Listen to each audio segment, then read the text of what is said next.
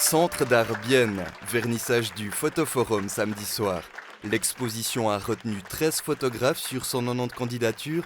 Deux d'entre eux reçoivent un prix, Johan Nieto et Jan Kenfak Kitio. J'ai eu le prix du Kiefer aussi cet été avec le même projet. Donc c'est une double validation en fait. Surtout que ce projet, ça fait longtemps que j'y réfléchis, que j'y travaille. Pour moi, c'est un immense honneur parce que en soi, je viens de finir mes études. Donc c'est un peu, c'est déjà une reconnaissance qui est assez folle au stade où j'en suis. Et puis le Photoforum, c'est quand même un lieu où je viens depuis 4-5 ans pour voir les expositions, qui m'a un peu toujours fait rêver. Et aujourd'hui, le gagnant du premier prix y expose une série de clichés qui explorent la violence sous la dictature de Franco, notamment en Galicie. Un travail de mémoire collective qui s'enracine dans un récit familial. Mon arrière-grand-père qui a vécu jusqu'à 103 ans, que j'ai très bien connu du coup, me racontait tout le temps que lui il était anti-franquiste, qu'il avait dû se cacher pendant plus d'une année. Il avait une sorte de petite cabane dans le jardin en fait où il dormait, il avait un lit etc. Il pouvait manger et en fait il dormait la nuit pour éviter qu'on vienne le chercher parce que souvent les assassinats extrajudiciaires se passaient pendant la nuit.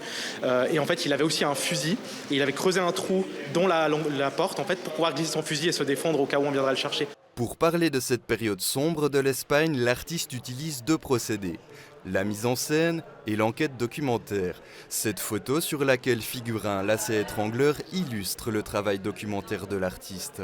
Je trouve que pour moi cet appareil parle de lui-même, il n'y a pas besoin d'en montrer plus, il n'y a pas besoin de montrer du son, il n'y a pas besoin de montrer de violence. L'appareil en lui-même est assez violent visuellement et on comprend assez vite qu'est-ce qu'on a pu en faire. De son côté, Jan Kenfak Kitio a proposé une œuvre unique. Un portrait-autoportrait mettant en scène deux femmes noires, photographes et stylistes, au travail. Deux femmes, ni muses, ni objets du désir.